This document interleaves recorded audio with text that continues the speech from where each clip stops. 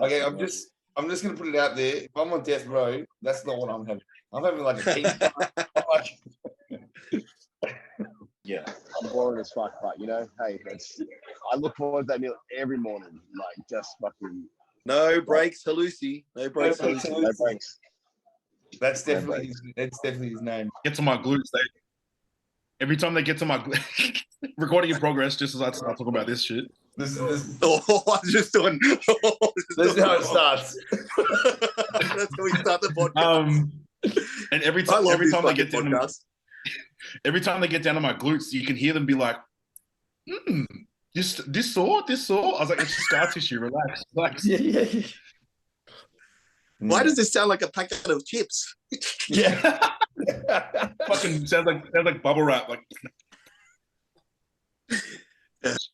oh, Big Louie. Yo. What's up? Hello. Hello. Yo, Mikey. Wait, you guys stitched me up hard. That's okay. How are you, Mikey? Good guys, yourself? You well? Going well, man. Doing well. Hey, Big Mike. What's up, bro? How are you? Good, mate. Yourself? Yeah, very well. Actually got fucking bit of like COVID symptoms at the moment. Just hit me out of nowhere these last 2 days, but it happens when you're in the gym all day, I suppose. People leaving out on those things. But are you guys can hear me all good? Not too much background noise at all?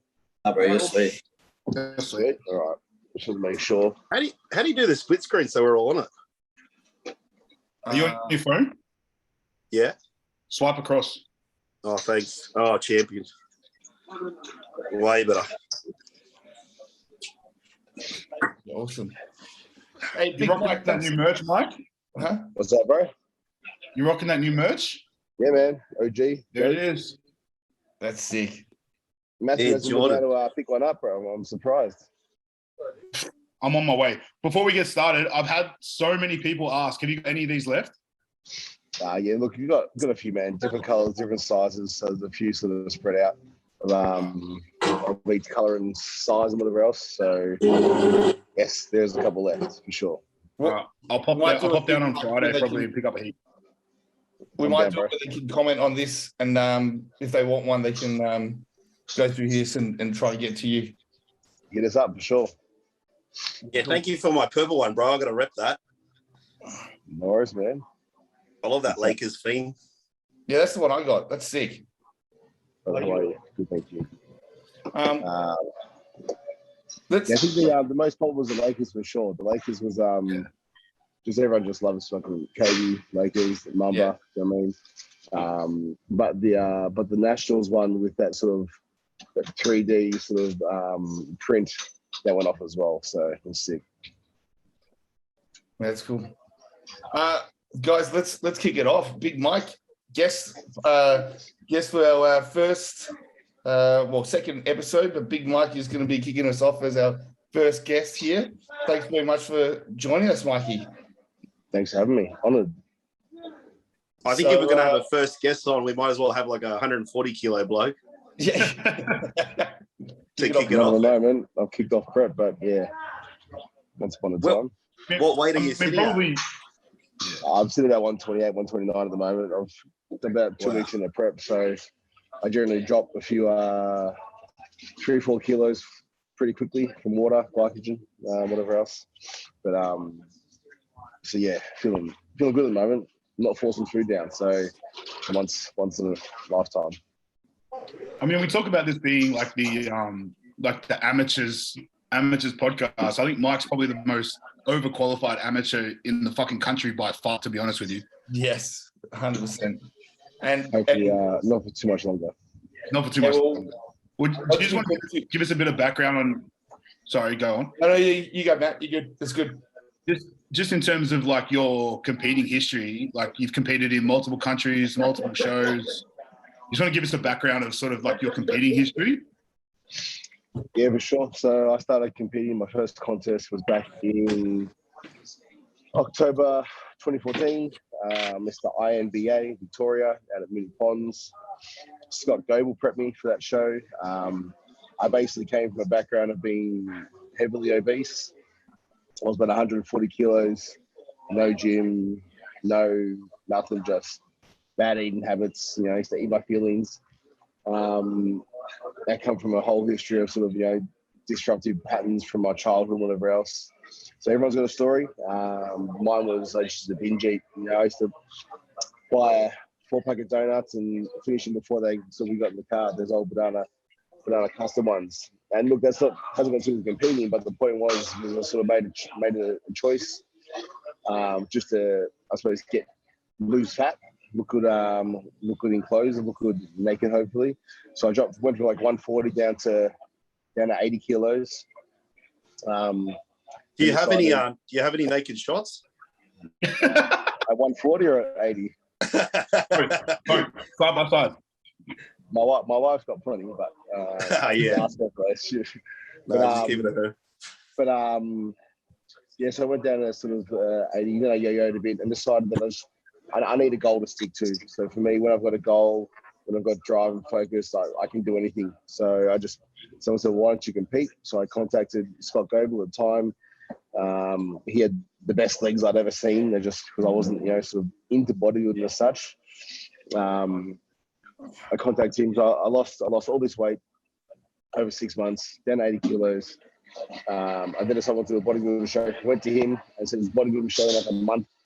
He goes, no, you need to bulk first, then you need to cut down. So we picked the end of the year, 2014. That was the first time I started. So we bulked up to like 101 kgs. And I thought at the time, fuck man, I'm getting fat again. Then we went back down to 80 kg for IMBA. And I did a Muscle Mania show as well with Kwame up in Brisbane. That was 2014. So it's sort of, I remember going to the 2014 IMBA show, Mini Ponds, and backstage, and everyone started sort of taking their tops off to get tanned. And I just freaked out. And I was like, fuck this, I'm not doing it, I can't do it. Coming from being heavily overweight, I was really insecure about the way I looked. Never took a topless selfie, like none of that shit. And my wife at the time, and when we got together, obviously bodybuilding wasn't a part of our lives, so that came later on. So for her, this was all new as well. She said, I've fucking put up with you dieting for the last 20 weeks to not get to that stage. You get to that stage, we're getting some photos. So she sort of slapped me and I got my clothes off. And to be honest, from the moment I got on stage, that's when I knew that, bodybuilding was for me. I fell in love with, I felt that it was more like art then. I felt it was more like, a show, a presentation. Rather than just sort of lifting weights. So that's when sort of everything clicked for me at that first show I did at the IMBA. So that was 2014. I competed the next year at the IFBB, same October. I was on stage about 80 kilos at IMBA. I got on stage about 100 kilos at the IFBB 12 months later. And then I basically, I never finished. I never placed any of these shows. I never did well at all. Like, I always read about sort of people who you see doing well in our sport. Jumping on stage. Like, for me, I look at people like, I know like Louis is an example. And I see Louis as sort of someone who, from the moment he sort of started bodybuilding, in my eyes, anyway, it might be different, but in my eyes, I'm like, Louis always done well. Louis in a great shape. He's always done well. That's the perception. It may not be true. But again, like people like Sam Pierce, do you know what I mean? Sam Pierce seemed to always do well as a young junior, as an amateur, sort of come up through the ranks. He always seemed to do well. There's a lot of people out there like that, but that wasn't me. Like I got like, third of three, fourth of fourth. I was always last or, never in the conversation. Well, sorry to interrupt you, Mike, but that kind of like leads on to what we're going to ask you next is like, I've even spoke to Sam about like what it's like training with you, and you've built up this reputation, and everyone who knows that you've obviously been a beast to go from where you were to where you are now. Like, 80 kilos to what did you say you were now before? Are you heavy? 128, yeah. 129 yeah, man, now. you've done some shit. Like, what is it that's kept you pushing and kept you living on that edge? Because you're pretty extreme. I never placed at these shows. So, you know, it wasn't like I kept doing because people were like, oh, you're doing so well, you've got a lot of potential. Like, no one told me I got potential. In fact, I got told the opposite. I got told, you know, you're nothing but a fat kid. You'll, you know, never do nothing. A whole bunch of hate. It's always, I developed a mindset of, you know, well, hey, I loved it. So no matter what anyone said to me, I'm like, well, they can't take away the fact that I fucking love this shit. And that was realer than anything else. I wasn't doing it for the trophies. I wasn't doing it for the likes. You know, I wasn't popular on Instagram or any of those social media platforms. I did just because I loved it, which is a blessing in disguise, if it makes sense, because I think a lot of times you see people these days do it for the trophies, for the likes, and for the, you know, gratification they get from that. That becomes part of who they are. You know, so when they don't get that, they become, you see the nastiness come out. So it's like, for me, I never had that, so I never relied on it to feel good about myself. You know, I'm a family man at heart. And the one thing I do for me is bodybuild. And with my training, I sort of remember someone saying, you know, your legs are weak. Your legs are weak. And so I'm like, fuck, you know, I've got to, how do I get big legs? And so I started, like, you know, investing with, like, you know, looking into bodybuilding history archives, you know, and then the one thing was, oh, you're going to train harder. Okay, cool. So who's your trainer harder? It's Tom Platz. Cool. So let's go and train with Tom Platz for 2 weeks. So I did that. Then, you know, who else trains hard? Oh, Milos is, you know, trains hard. He's coming down. Cool. I'm going to train Milos for 2 weeks. You know, who else? And so I started sort of just, you know, investing in training and being around these people who I'd read about or heard about who, you know, achieved crazy things, you know, and like Milos is an example.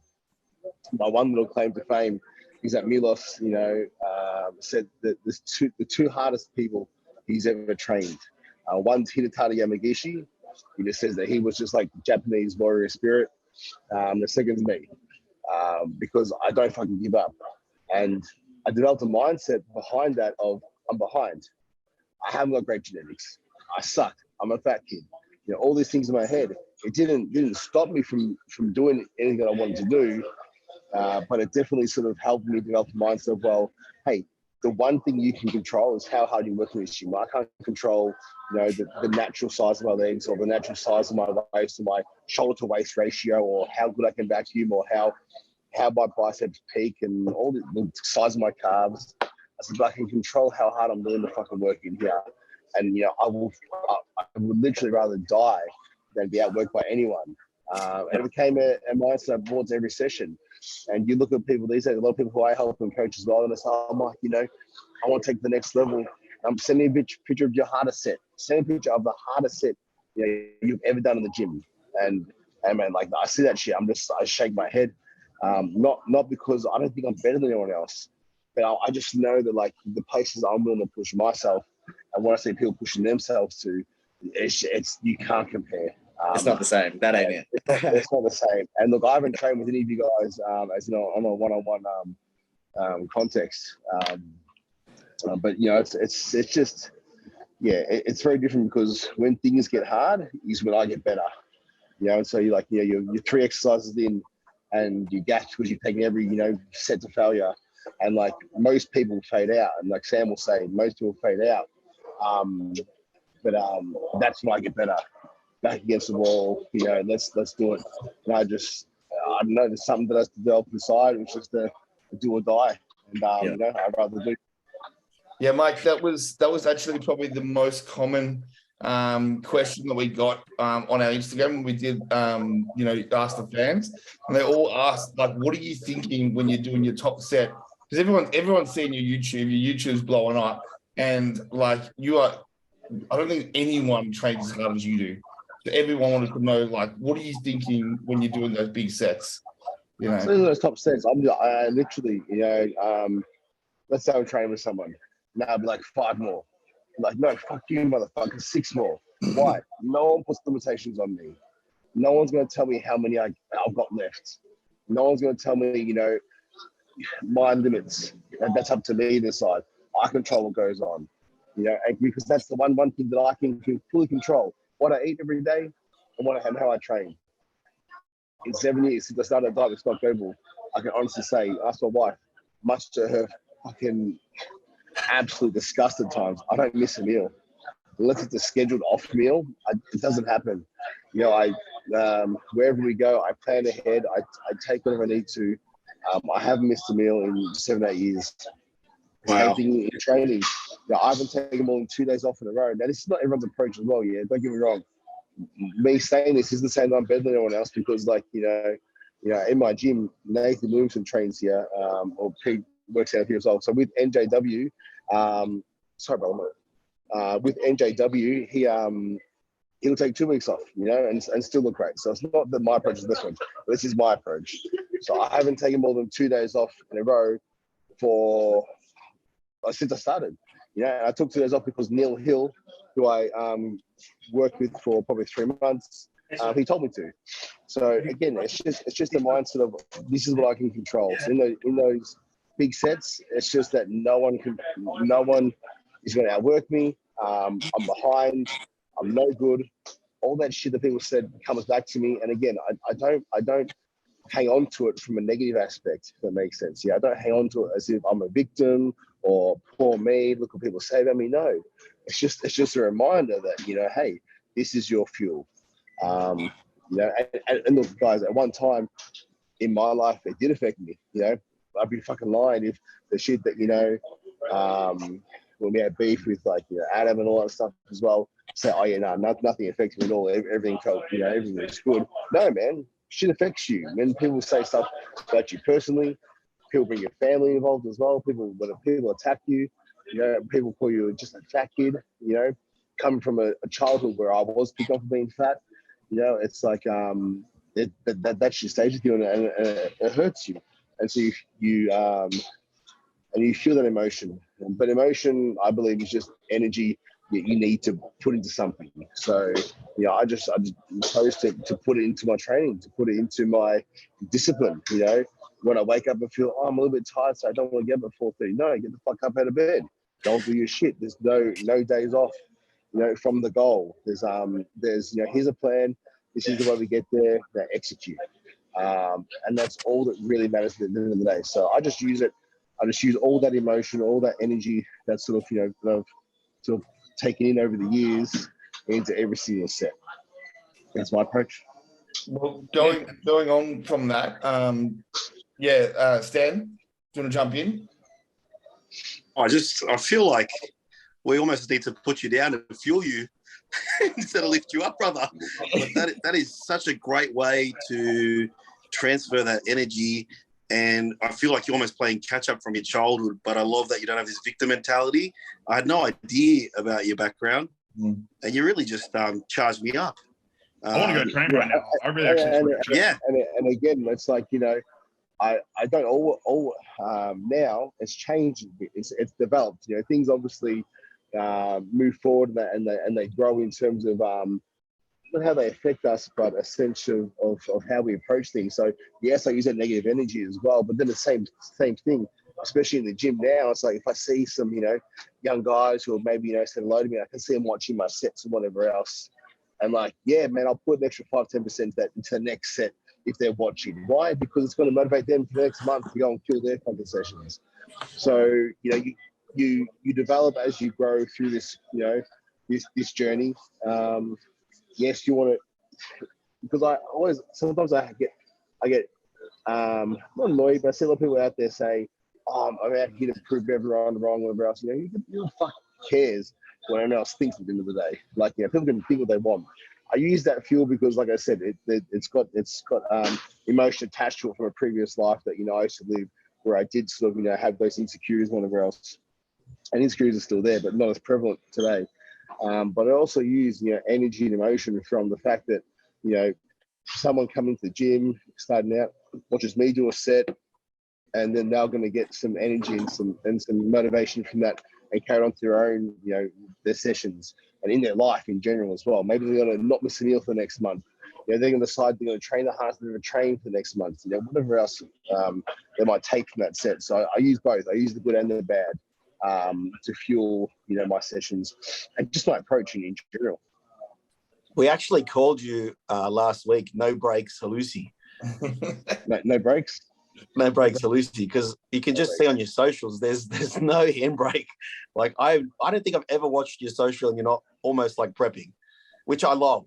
Yeah, I always have the I think that when I was training during lockdown, someone said like, it's off season. Why don't you just take a break? I'm like, you're not in prep. I said, well, I'm always in prep.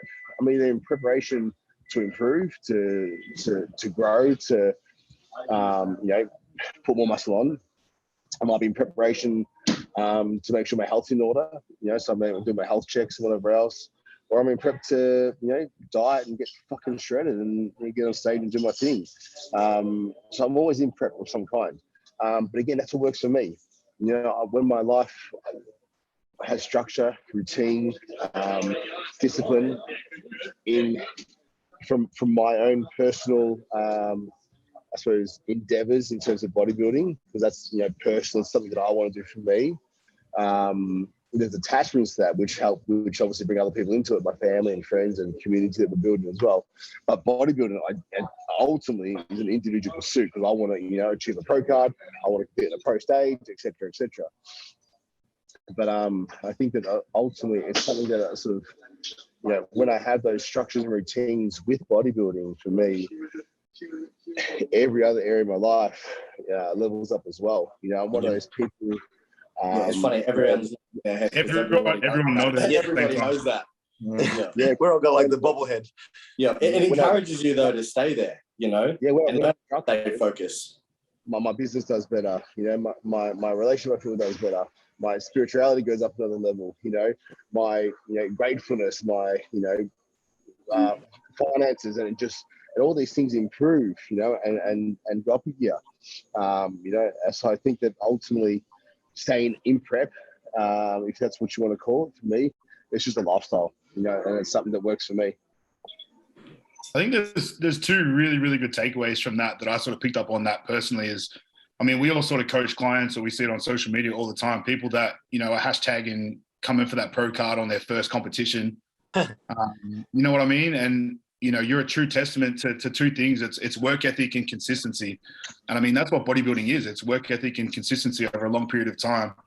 You don't change shit around. You don't spook. You don't sulk. If something doesn't go your way, you head down, ass up, you get the fucking job done. And if anyone can take away from that, we get a lot of, obviously the demographic that we're looking with this podcast, there's a lot of people up and coming and amateurs and things like that. And man, just be consistent and work your fucking ass off. And you're 100% a testament to that, which is why we sort of said collectively that we wanted you on ASAP, because, you embody those two characteristics more than probably anyone else in Australia. And I think that's really amazing.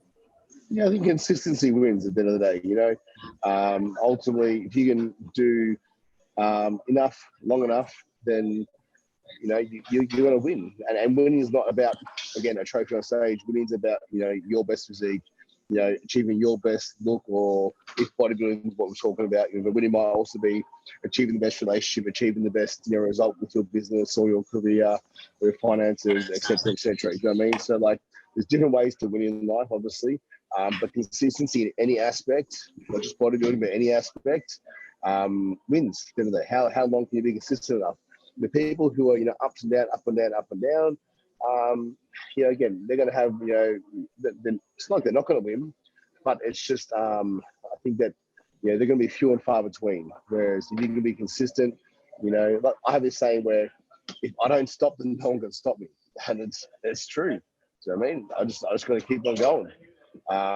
We don't always get the result we want,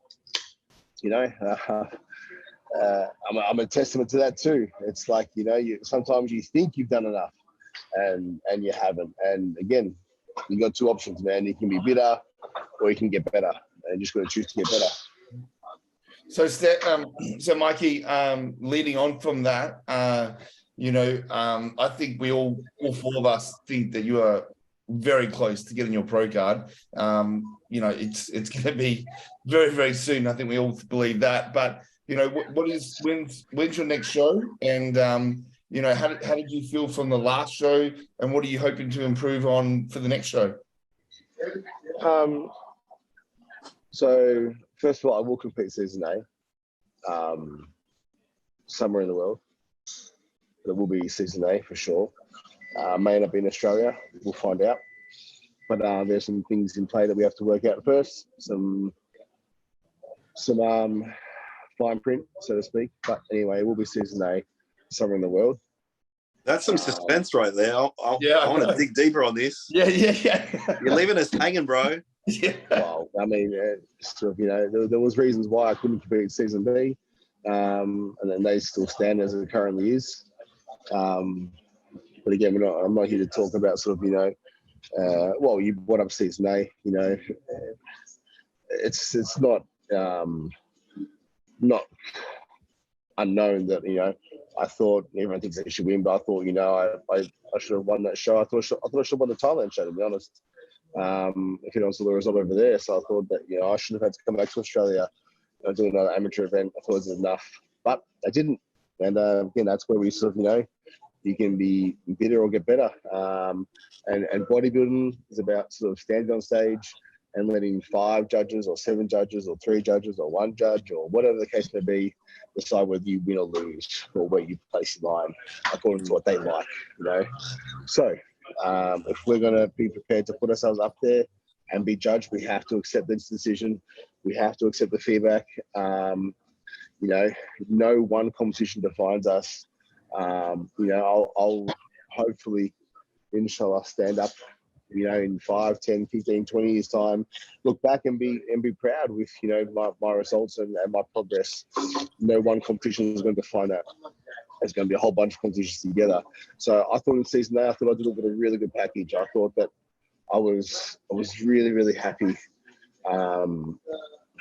Yeah, I don't think I could have done much else to bring a better package in season A. I was peeled. I was full. I thought I made drastic improvements to my shape and structure, which has always been my downfall, you know, from what people have said as well. You know, and that's come with working meticulously on details over the last couple of years, getting better. You know, what I want to work on for season A this year, for next time I stand on stage, I want to be better, not necessarily bigger, just be better. So more balance, you know, more symmetry. You know, yes, I want to be a little bit tighter. Yes, I want to be a little bit bigger in the right areas. It's not just about, I rushed in the start because I thought that, hey, I'm going to be bigger. And I just, you know, blasted and did a whole bunch of things that I regret, but I did them to try and put as much size as possible. And yeah, I put on 20 kilos, 30 kilos, 40 kilos, but it wasn't sort of, you know, looking back, you know, I wouldn't change it because, you know, I mean, look, when we look back, the dots, everything, you know, you better connect the dots and it leads to where you are now. So, you know, whatever we've done in the past has led us to our exact position. And so I don't regret it, but I went about putting on size, but now it's more about sort of how do we refine, how do we just get better, how do we, you know, stand on stage and present a package that has as little flaws as possible. Because when you can't decide between 1 and 2, sometimes it comes down to, well, you know, who's got less flaws, who's got, you know, whatever else. So, yeah, season A, I thought I delivered a really good package. You know, I thought it was very close. It wasn't good enough. Next time I stand on stage, I want to be better. I want to be more balanced. I want to keep that same trend of improvements coming through. You know, I want to stand on stage and just present something that looks like a pro on an amateur stage. That's ultimately my goal. And you know, I'll keep working relentlessly to get there. Mike, I think 2 really good takeaways from what you just said there was at the start there, you said we put ourselves out there to be judged by these, you know, the 5 or 6 or 7 judges. We have to accept, you know, their opinions on and what they believe. And so, you know, I think that's a really, really powerful message to get across to someone who's doing their first show, the second show or whatever. Like, yeah, you're going into a bodybuilding show. It's, you know, it's a very subjective sport. You know, it's not like AFL or a sport where it's very easy. It's not a 100-meter sprint. I mean, 100-meter sprint. You either cross the line first or you don't cross the line first. Like, yeah. It's pretty simple, yeah? Yeah. Whereas this is different, man. It's like, no, it can be different from one competition to the next, from one judge to the next judge. Things can change. You know, you can be in a very, very, very similar package and get judged totally differently from one position to the next. So, You even mentioned that it can be one judge because a head judge can take over, can't they? of course, absolutely. So I was versing in 2017 and competing quite well. First call out, I was in first place on the scorecards. And then the Q8 head judge took over and I went down to fourth. And I mean, that can happen. Absolutely. So at the end of the day, is the Q8 judge wrong? Yeah, in our eyes at the time, yes. Fuck you. That's how we feel. It's okay to feel like that, you know what I mean? But it's important not to act in emotion. It's important to step back and accept that, it's not our time. This is not a competition. They've got very good anabolic chicken over there from what I've been seeing online. Yeah. That's what I hear as well. Yeah. And then the second thing to really take away from that was, it's not, don't rush it. It's not always about getting bigger and bigger and bigger. Like your goal with this season is becoming a bit more, shapely, a bit more symmetry. Yeah, maybe a bit bigger in some areas, but it's not about just exploding. Getting bigger. I think that's. I'll give you some figures to maybe put that in perspective. Not necessarily for yourself, but for the viewers. Yeah, my quad measures bigger than Jay Cutler's. Wow. Phil Heath's highest contest weight was 248 pounds. Which is about 115, 114? 2.2 to a kilo. So 110 kilos on stage, 110, 111 kilos, yeah? My last competition, I weighed 117.3 kgs on stage. Oofed. Being bigger. Did you say Phil Heath? Did you say Phil Heath? He's a swear word on this podcast. You can't say Phil Heath on this podcast. You can't? Okay. He blocked me. He blocked me. These are some sick stats, bro. I did not know this. They're just numbers that, it's you can get bigger, and yes, you have to have size because bodybuilding is about size and condition. Yes, I believe that classic has really paved the way for that the classic guys, the real structure and symmetry and shapely guys. Like Mr. Orchard. But it's really given guys like Matt that division to own where hey, we're going to stick to our structure and shape because that's our strength. And then let alone for bodybuilding, which is still important to have symmetry and obviously be nice to look at all those sort of things. But ultimately, it's in open bodybuilding, you want to stand on stage and be one of the most muscular guys. 100%. You want to have Jay Cutler thighs. The biggest, the hardest, the leanest, you should win. What do you need to fix, Mike? What are you going to target? Me? Yeah. Personally, this last 6 months, I really brought up my arms. So I believe that when I stand on stage next, my arms will be significantly bigger, rounder, more peaked. Triceps will have more sweep from the bottom, the front double bicep. I'll keep working on my delts, so I'm a little more capped for that delts area as well, and also I've sort of, and again guys, so in 6 months' time you're going to make so much progress. So I've really paid a lot of attention to my side delt, just that width from the front and that sort of cap, which gives illusion of a smaller waist and a bit X frame. My arms and then my lats from the front. So again, when I do hit like a front double or a front lat, it's a little bit more lat pop from the front, which should pay dividends.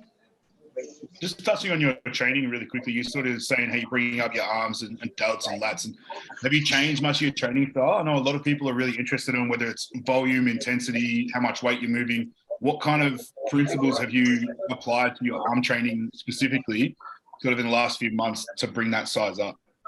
So first of all, let's say for most people out there who are just starting, there's no way around the fact that you must get fucking strong.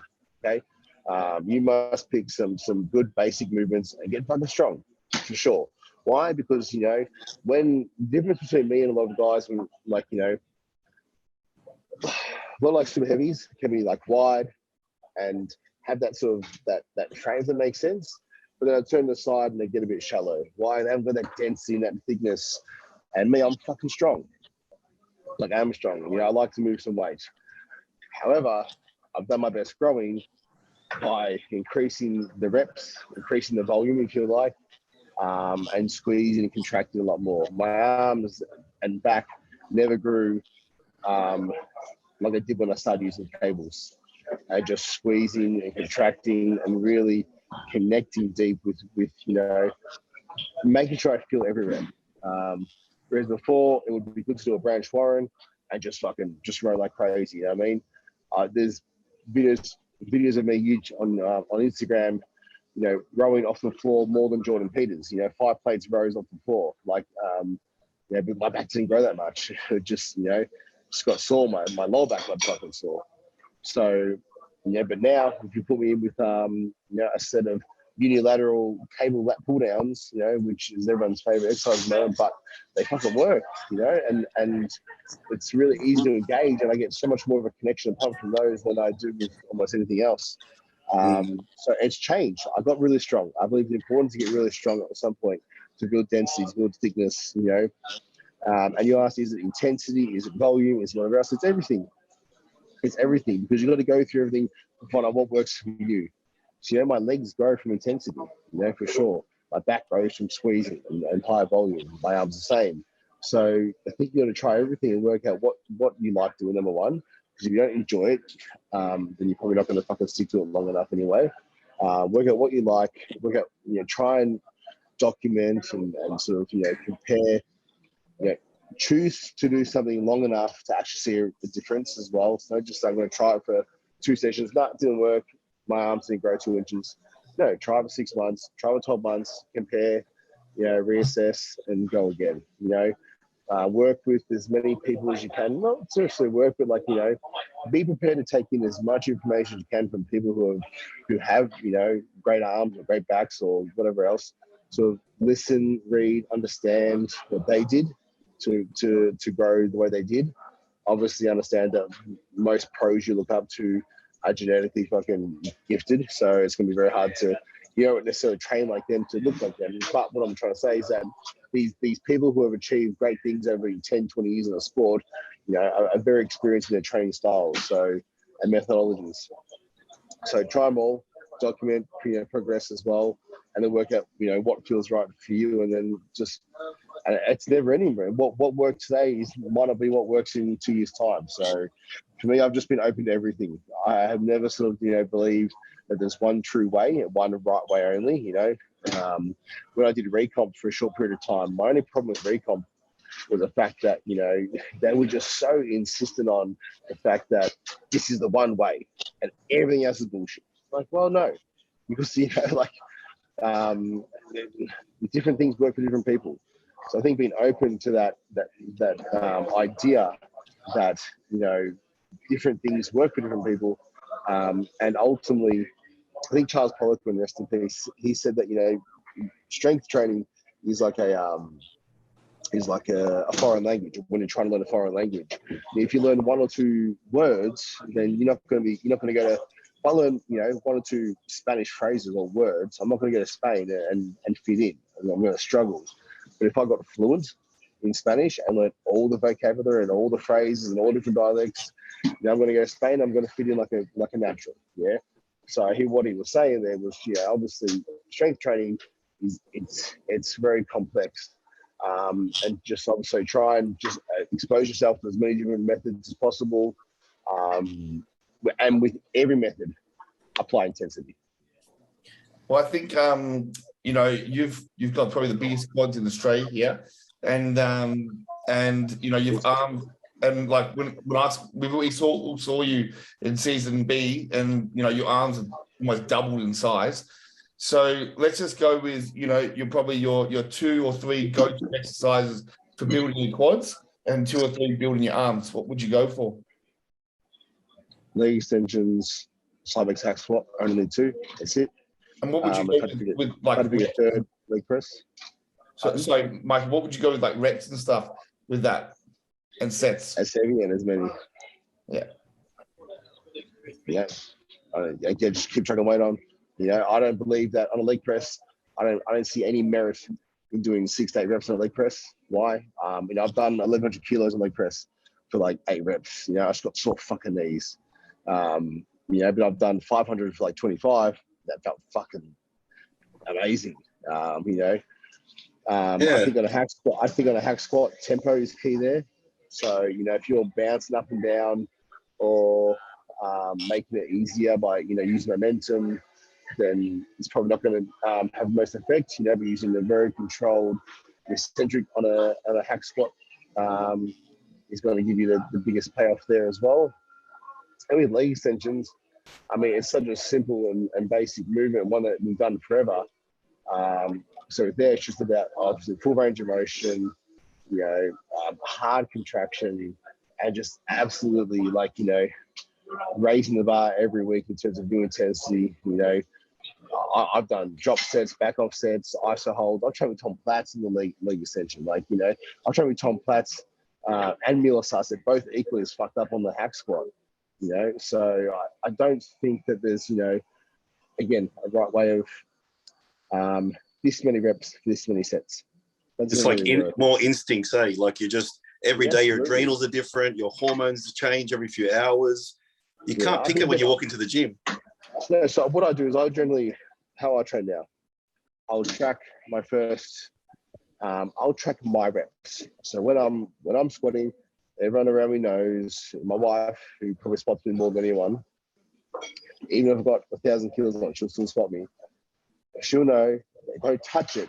Don't touch my fucking weight until I fail, yeah? Once I fail, then a set starts. Now we can do some force reps, okay? But I only track my reps on the first set and my reps, okay? And I do walk into the gym every day and try and beat my last effort, my reps. After that, I make sure everything's out of the tank. So I still track my progress on those movements, but I will still go past that and then, absolutely destroy myself. Because I believe that it's somewhat necessary. Do you take any adrenal subs, Mike? Like raw adrenal, anything for your adrenals? Because you're pounding yourself. Yeah, I use ATP, Court. I think it's adrenal RX. Court RX, which I really like. Obviously I take a whole range of supplements like curcumin and ashwagandha as well, whatever else to help to minimize stress, fatigue, inflammation. I'm very big on ice baths and cryotherapy, which I believe help norepinephrine and things like that as well, which can help reset circadian rhythms and definitely help with sleep. So I'm really on top of my recovery. Yes, I don't think I have to be because I don't sort of have those off days or whatever else. I take rest days, but I don't sort of I'm always on. I'm always pushing. So I found that obviously because that's how I like to train and that's how I like to be and exist. I have to be on top of everything else, my recovery. Otherwise, I just crash and burn. With your obviously training like that, how are you structuring your food? Are you structuring your food around your workout times, or are you looking at your day in phase blocks, or what are you doing there?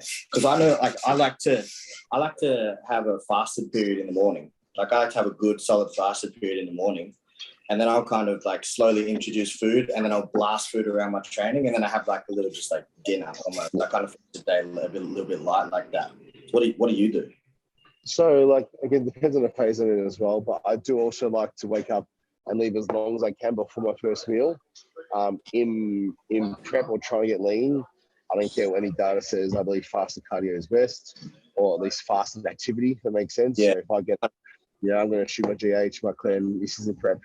My injectable carnitine, my GH, my clen, my T4. I'm going to probably go at least 3 hours with no food. Just so I can try and steps, PT, activity, just so I can be busy. Not necessarily cardio. I don't do cardio now for prep. But I get steps. I'm busy. I believe as long as I can before my first meal, I believe I'm optimizing that fat burning period. I wake up, my blood sugars are always around 4.6, 4.7. I measure that daily as well. So I'm always in a good spot there. I think too, people need to realize that. I know Matt likes to do a little bit of a faster period as well. When Matt was prepping up and he come up here, he was doing a hella faster period in the morning. So a lot of people think like they need to wake up and just start forcing, but you don't. And you realize like that fasted period, like there's hella science around all this stuff. But like as bodybuilders, that you need to be utilizing that period, especially in a fat loss phase. Because where's the energy going to be coming from if you haven't put anything in? You just slept all night. Last year was ages ago. You're going to start liberating these fatty acids to get it moving. So people, and it doesn't actually, you don't get so hungry either. You actually surprise yourself. Like after a little while, those hungry signals kind of disappear and you can kind of keep going for quite a while. Like I often have my first meal around 11 o'clock, that's when my eating day starts, so it's quite late, but that fasting period there's a lot to take from that if you can. We're touching on that. Sorry, go on. I start at 3:34. Sorry to interrupt someone there. I start at 3:34 my day, and my first meal is generally around sort of 8 to 9 a.m. in somewhere between that phase there as well. And sometimes I'll do a fasted, like an arm session as well for my first meal. So again, that's what suits me. I do like to sort of, if I was having to choose where my carbs go, I would like to place them around my training. Pre and post, again, I would choose a meal that is, easily digestible, works for me pre-training. I don't want to be bloated and heavy during my training. And then post-workout, I'll again try and get something quick. I love things like cereal or rice pudding or cream of rice and all those things, and fruit as well. Mike, that rice pudding that you're having is ridiculous. That's like 2,000 calories. Yeah, it's a bit smaller now, but it's so easy to do that with that though. It's so easy. It's so easy. Yeah, up until recently, I was having 400 grams of checks in my post workout. But again, so my next point was during deficit, like it's probably food timing is less of an issue, but when you're trying to eat 8,000 calories, and which again, guys, I'm also very careful because I believe a lot of today's, it's a trend today to see, well, bodybuilding seems to turn to like an eating contest. Oh, I can eat 6,000 calories. I'm on 7,000 calories. I'm on this many calories. I don't give a fuck what you eat. Yeah, I'd rather eat 4,000 calories and grow all day long. Why? My stomach's smaller, my digestion's better, I feel better, right? But the point is that anything like I end my dieting on 3,900 calories last that was my lowest. And anywhere below 600 grams of carbs, and I'm losing scale weight daily. That's just me. What a problem to have, hey? Everyone else is on 30 calories laying on their couch all emaciated. Didn't Flex Lewis hardly even eats off season some days. Like he had hardly any calorie, like really low meals. And look at him, he's the best 2-on-2 in the world. Again, so everyone's different as well, but for me, I have to be pushing 8,000 calories to force that growth, And again, if you sort of look at, I don't get out of shape because all my meals are clean as well. But again, 8,000 calories, that fasting meal that we talked about, well, I've got to leave my last meal as long as possible, as long as possible. That becomes harder and harder to do when you've then got to force in that many calories the rest of the day. I'm not a huge believer in drinking a lot of calories. I'll have 150 grams of carbs at that highest point, like through like cluster bomb, around my training. Carbs. But I like to eat most of my food, most of my carbs. I do have a lot of whey. I have probably upwards of 150 grams of whey a day. So I don't eat a lot of whole meat. Again, my digestion I have a lot of through trial and error. Yeah. That it works for me. Yeah. So again, at 8,000 calories, it's harder to leave that longer period. You have to try and get those meals in earlier so that you're not having to force feed 3,000 calories at midnight. I've been there and done that. That sucks. They really. This is so interesting because just yesterday we put up on our page about when you wake up, not interrupting the adenosine receptors in the brain, because the first 2 hours when you wake, your body's refueling adenosine receptors in the brain, and that will stop you from crashing at say 12 or afternoon. Whereas everyone wakes up, has stimulants, coffee, meals, and they wreck their adenosine, are more tired through the day. So it's so interesting what both of you are bringing up. Science. Yes, I pretty much won't have any. The most caffeine I have now is for a double espresso, and that'll be before I train, and then maybe if I go out for a coffee with the wife or something, I might have another double espresso when I'm out. But I don't use pre-workout at all. I don't use any sort of caffeine or stimulants pretty much at all. It's just out of choice. I feel better when I'm not using them.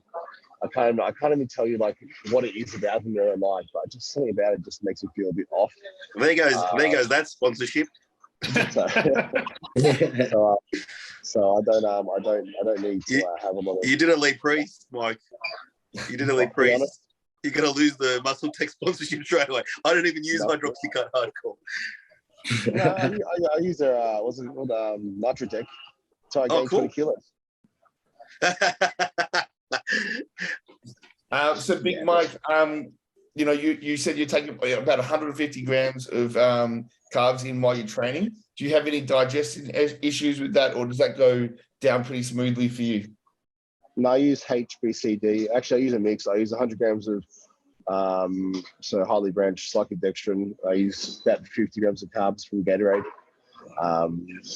Again, because it's just what works for me. There was a huge study, was available on PubMed a little while ago. So that if you don't enjoy what you're eating, then the absorption, efficiency rate or absorption effectively is significantly impacted.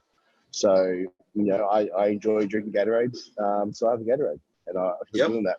I mix some carbs with it, HBCD. That's what feels good in my gut. I've tried Vitargo, I've tried dextrose, I've tried all those other ones as well. Cyclodextrin I've tried the best, cluster bomb in particular, by Redcon. I also have used successfully in the past infrared by ATP. I didn't mind that product either as well. Those two are my carb choice for a powder, and the rest just in Gatorade. Special shout out to Aaron Singerman. Thank Christ you're free, brother, out of jail. Go Redcon. Sponsorship coming out. He got released the other day. He's back with his family. Yeah, Stan's stoked about it, isn't he? He's a good bloke. Big Mike. I'm pretty similar. Like I can churn through carbs pretty easily. Like I have pretty high calories in my off season without sort of dropping weight at all, or putting weight on too fast. I'm pushing like around 5,500, 6,000. Not quite as much as you, big man, but it's kind of up there with the high carbs and stuff. It doesn't matter. If I could eat 5,000, 6,000 calories and grow, I 100% agree with that. If I could eat less and grow, I definitely would, because it's a chore, man. It's a bloody chore. So and it's a workout on the organs, isn't it? Yeah. Yeah, I just think that, especially for me, it's like, one of my main points, I wear a waist train every day to try and keep my stomach as tight as possible. My, TV, my, all that stuff in check. Having to eat 8,000 calories just goes against all those principles I try and do to keep that stomach in tight, because you just no matter what you do, you just fucking feel full all the time. That's why I enjoy these first couple of weeks of prep so much, because I'm not hungry yet, if that makes sense. But my digestion relief is just like, wow, thank God. Is there a reason you don't actually like drinking your food? Like, do you have an actual reason why you don't like to do that? Again, no, just preference. I don't enjoy drinking my cows. Maybe it is the fat kid in me, just loves eating so much. But there's no reason why. Because in the same breath, I have so much weight. So it's sort of said, well, if you're willing to drink your protein, why wouldn't you drink your carbs? But I don't know, brother. Can I ask that one with any fat? I've kind of done both, and I remember, because I've never been a massive eater, and I spoke to you about that. Remember, while I was up in Airlie Beach, I messaged you one time, and I was like, bro, like how much food is that? And I said, man, I'm only eating like 3,500 calories, and you were like, bro, if I could eat 3,500 calories, and then I am doing that 100%. But I find if I do drink too many of my calories, I find metabolically I actually get really lazy, and it almost kills my urge for hunger. Yeah. Have you ever had that? Has anyone else ever had that? Where you start drinking too much shakes, you kind of get lazy in the kitchen, lazy with what's going in your mouth, and your stomach starts to get lazy after that? Kind of makes sense. Yeah. I think it does. I think Drinking, keep an eye out for that.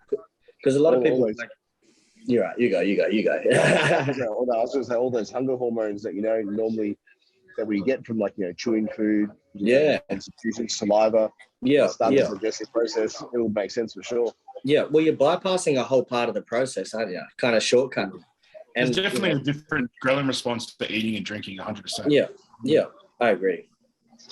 So when it comes to digestion, Mike, and the ridiculous amount of carbs that you're having, sometimes you're having 1,300 grams of carbs in your off season. Are you a big fan of any sort of GDAs or sort of like glucose disposal agents that can help you digest that, or what's your approach when it comes to that? Or insulin? Yeah.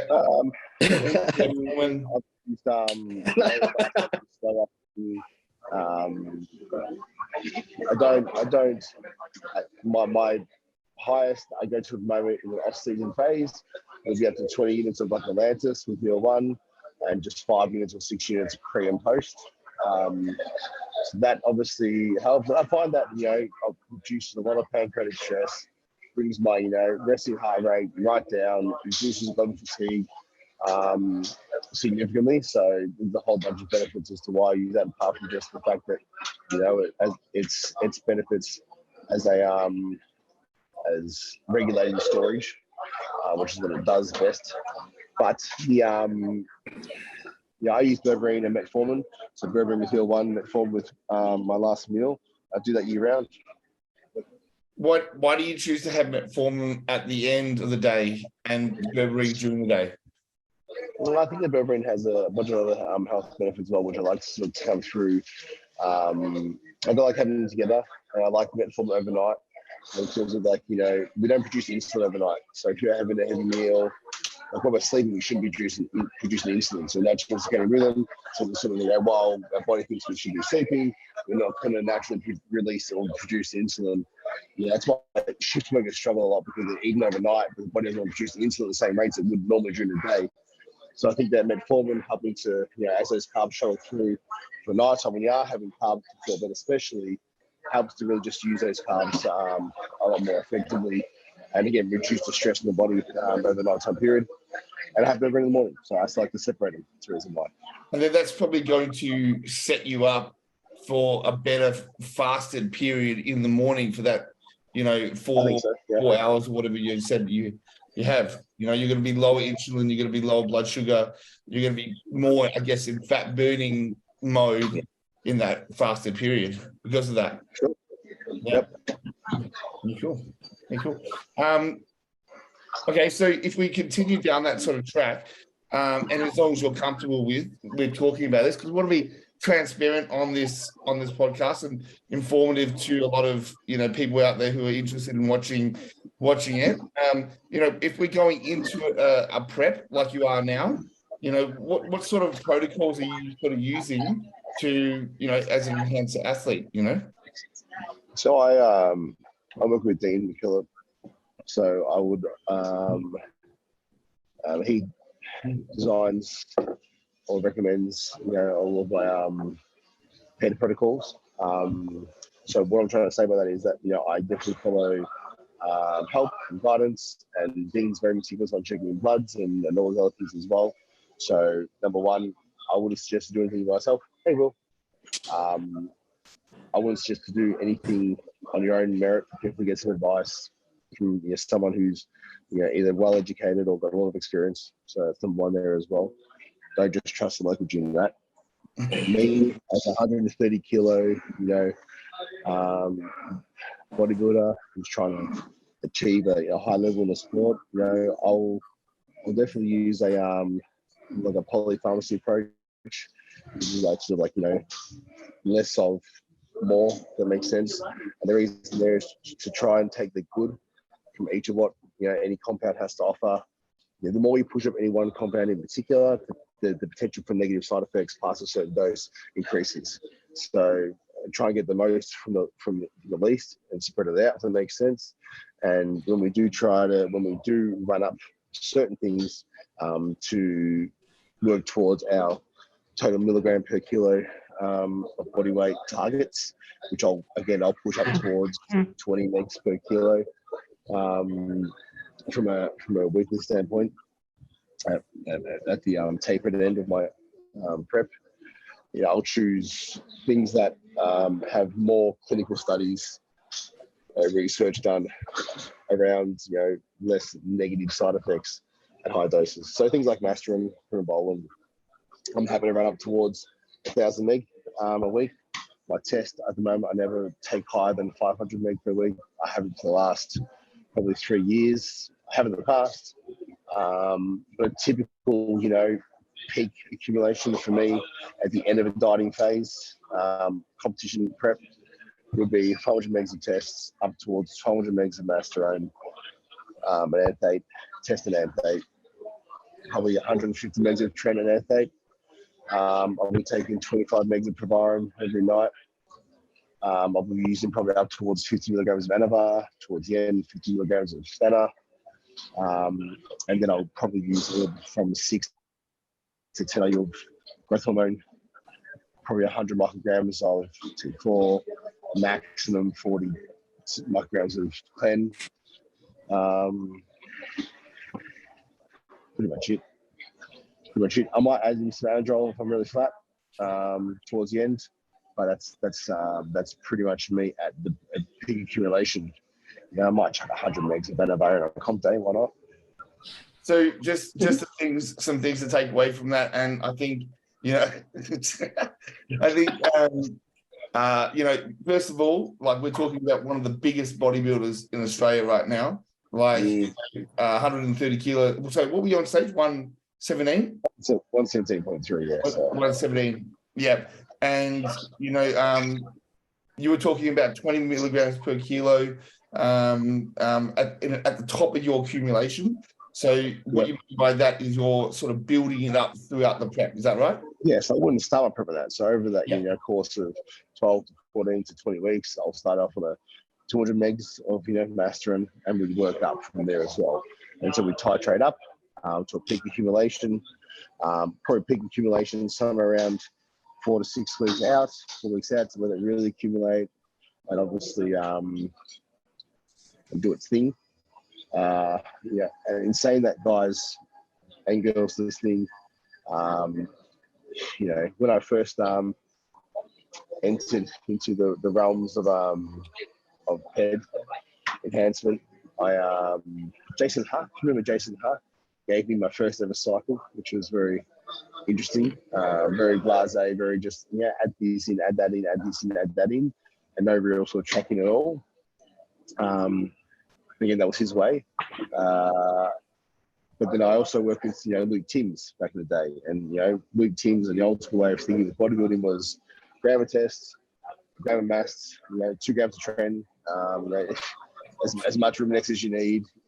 And I wasn't better on those dosages, that's for sure. Neither was your liver. These guys 10 to 20 you growth hormone a day and whatever else. It's like T3, T4. So in saying that, more is not better. A lot of guys who come to me for help these days, will come to me on cycles from, it doesn't matter which other coaches, but they use more than me. I'm like I just say, try and put it in perspective. So listen, right now I weigh 130 kilos, in like the peak of my off season, trying to accumulate as much mass as possible, and you're using double what I'm using. If that doesn't sort of help it make sense to them, then they're beyond help. It's so scary because they're also dosing like 4 scoops of pre-workout, a Red Bull, and going and partying on the weekend, and it's just so silly. Yeah, a couple of lines here and there, and and all this alcohol, all this accumulation, and these guys, they're not making sure their gear comes from the right places. They're just using the cheapest stuff they can find. It's just a recipe for disaster, and it used to sort of make me not want to help people or give advice on PEDs to people, because obviously you leave yourself open to all kinds of what if something goes wrong as well, obviously. But then again, I try and be as light-handed as possible, encourage regular blood checks. I've even had cross consultations with guys like Victor Black and John Jewett, when people want to use PEDs, at an advanced level. So just to try and, I suppose, first of all, offset my liability from, what I'm essentially recommending or whatever else. But also just, again, to get a second opinion or help consider it's not just me trying to say less is more, but it's it's actually got real legitimacy behind it. The secret is not, there's no secret drug out there that's going to, make you put on 10 kilos. It's hard work, it's consistency, it's food, if anything, and hard training over time. People want to believe there's a magic drug, and people want to believe that, you're that big because you take more, trend than anyone else, or you have access to the best trend in the market, or, all this sort of stuff they want to believe. But it's not true. So, I would just sort of really caution people against going down that path because, as Sam was suggesting as well, the things that you won't necessarily notice now that can go wrong, they'll probably go wrong later in life as well, but then it's too late.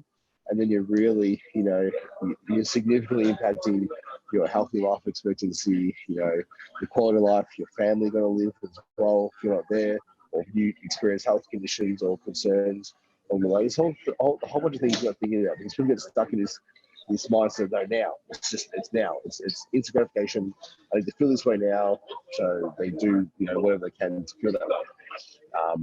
And they just, I suppose, again, I always try and, if people can take away any message, it's just, do your research, get multiple opinions, and use less than probably you think you need. I think some really massive takeaways from that. And the same message keeps coming back, which is it's consistency over time. It's not like, trying to get it now, trying to be massive now. It's like, trying to look at a long-term, you're bodybuilding, you're not bodybuilt, type of thing. So that's great advice, Mike. Yeah, I've used, with a certain coach, I used 120 units of fast-acting insulin per day. What? 30 IU pre, 30 IU post double sessions. I've done it. Was it right? No. I'm so glad you're still with us, Mike. Yeah, don't do that, I can feel my pancreas getting tight just hearing that. but I tried it because, I was like, oh, yeah, like, that's the secret. Do you know what I mean? Like, that's what these pro saints use. I'm going to try it. And, it wasn't the right way in hindsight. Again, no regrets from trying it. Obviously there's risks involved and I took those risks. And if I had my time again, I probably wouldn't have. But I did it. But I'm definitely here to say that, I didn't, I got heavier, but I didn't get better using that much. So, yeah, a lot of people these days, they try and obviously increase their food so they can just use more insulin. I think that your insulin should only be increased when you need to eat more food, not the other way around. Just on that one as an example. The only last thing I wanted to bring up from that was you said, like, in probably the last sort of peaking phase of your prep, you're pushing about 40 milligrams of clen. Now, like, this is, I've heard micrograms, yes. Micrograms, so but I've heard so many people just taking so much of this stuff, and it's just like, I think you're taking your peak last few weeks of peak. If you're not lean enough, you're not lean enough, and it's not some magic thing that's just gonna rip the fat off. It is going to raise your cortisol through the roof and probably make you lose a few kilos of muscle. Yeah. I think, again, people sort of get, people told, again, okay, so I've had people come to me and just be like, oh, yeah, so this is my last dieting experience for this show, and, we didn't get where I wanted to be, and we ended up crash dieting the last 2 weeks. And we hear it all time and time again. So they either weren't in a good enough position to start, they started too late, or they didn't work hard enough to proceed along the way. There's multiple reasons why.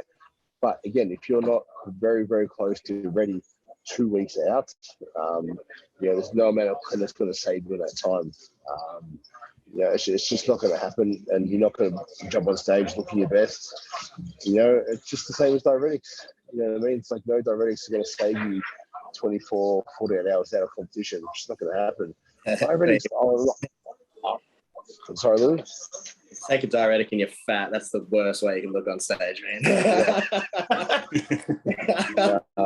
need to make a name for that.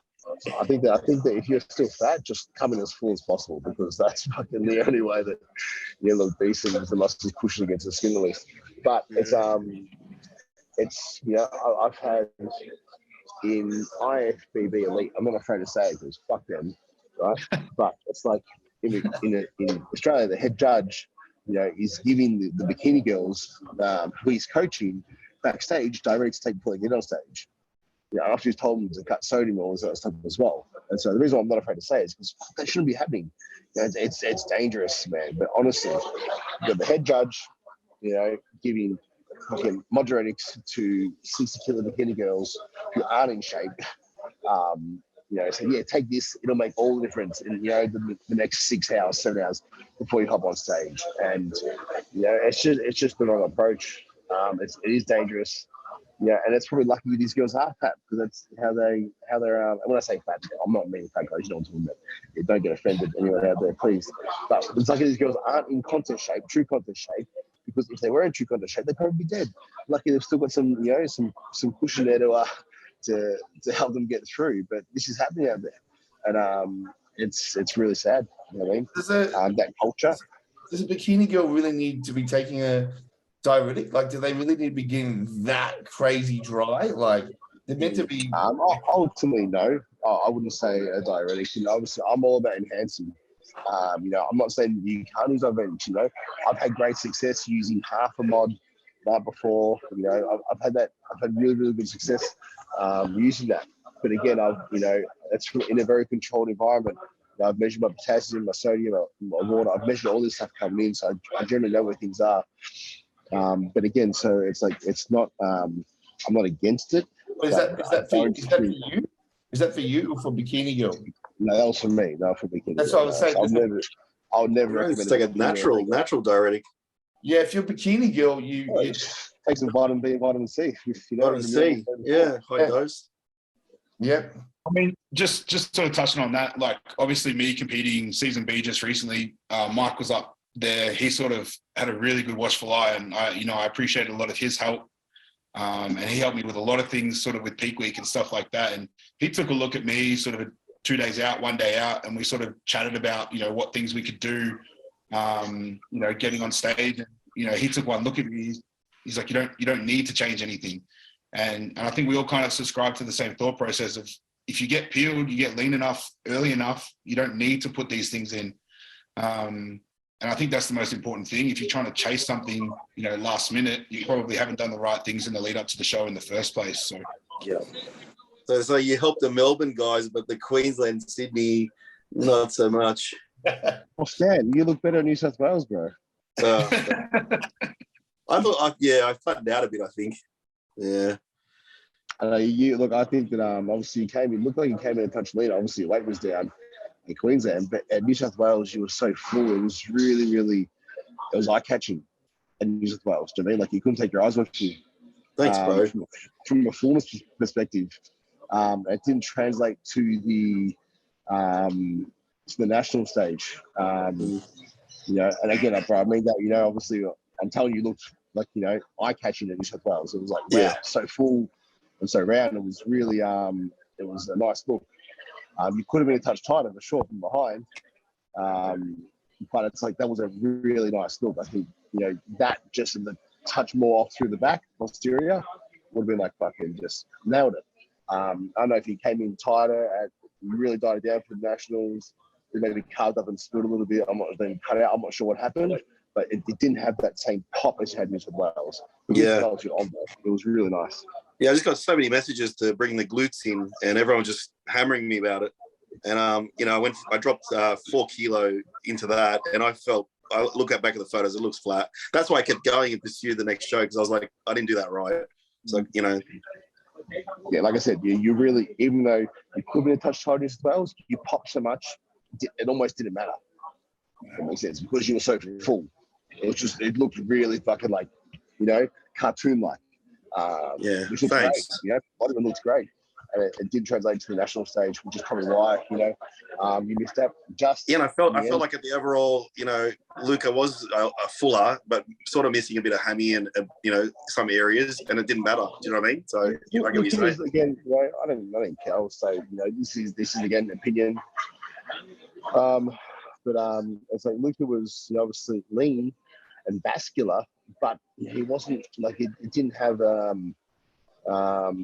the muscle bellies and the separation that I think you had. Looking at you both together, that makes sense. He had this vascularity to him. Crazy. People often mistake vascularity for condition. If that makes sense, like really hard, dry condition. And so it was just a close, bro. He's still quite vascular now in the off season. Like he put up Luca. He put up a photo just recently where he's like his back has still got veins going through the traps. He's a vascular dude, man, for sure. Like some people like that. Yeah, Frank McGrath. Yeah, I mean, those vascular eyes. They never want to pressure. Yeah. Some guys just got veins, eh? Yeah, cool. Look at that. It's cool, but that's not necessarily bodybuilding. That makes sense. If anything on stage, I'd rather nice separation for muscle bellies as opposed to vascularity. But again, it's a subjective sport, and it's just my opinion on bodies, not on personalities either. Not on nothing against any one individual. People often mistake that. Hey, if I say you've got you need to bring up this part of you, whatever else, it's like that's an attack on me. No, at the end of the day, it's fucking just feedback on the way you look because you put yourself out there to be judged. I think when you're that real, you become a good coach as well because you just say it how it is, and people and a good friend sometimes. You know what I mean? Yeah. Yeah, going back to sort of that modulatic sort of what you were talking about before. Like I definitely don't think bikini chicks need that or anything like that. But from my experience, I didn't take anything for the stage show, but I definitely felt like I was a bit watery on stage, and then I wanted to come in a bit drier, so I took a third of a modulatic the night before at about 5 o'clock. And then I was taking 500 milligrams of vitamin C and a tablet of, I think it's B6 every 2 hours. And I was piercing and woke up heaps drier and really happy with it. But like literally 1/3 of the tablet, like it's a tiny tablet and I had 1/3 of it. Like, I don't know about like your... Actually, I had a coach one time. I was young. I had no idea. I trusted this guy. 3 days out from the show, give me 3 mods a day. Bro, I kid you not, I couldn't do anything but lay flat in my bed because I was full body cramping if I moved some shit. And that can lead to hyperkalemia. It's very dangerous. Bro, I've had guys in Sydney having 20, 30 of them leading up to shows. It's insane. Yeah, and then this dude had me drink beetroot juice and salt and niacin, and bro, so I've had 3 days of loading and getting all fucked up, and then I get to the show and it gets me to drink this shit. And we all know what happens if you drink salt water. So I'm like, now I'm passing like in and out of consciousness, man. I'm hanging over a bin with the bag in it, trying not to vomit in the bin. I'm getting my arm held up by some dude rubbing tan on it. It's a mess. It was just the worst bodybuilding experience of my life, man. Anyone's life, bro. I've been done that. Fuck, no, I've done some dumb shit. But again, when we're young and when we're not easily influenced, but we look up to some people, I mean, and we really take on board what they say.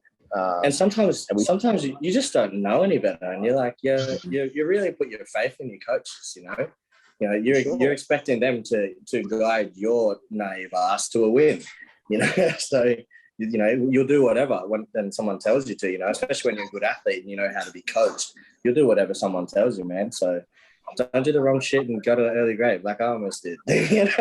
Wow.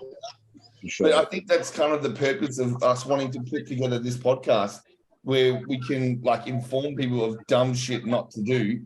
And like Louis' experience, and you know, also like Mike was saying, one of the biggest bodybuilders in Australia right now, he's accumulating his gear protocol going into a show, not just slamming fucking 3,000 milligrams or something, you know, from day one.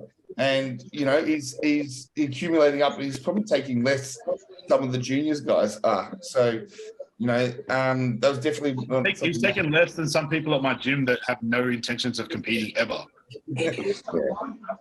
And look, I'm not here sitting there. So some people say, "Oh, unless you're competing, you shouldn't take care." No, like, you know, it's part of life.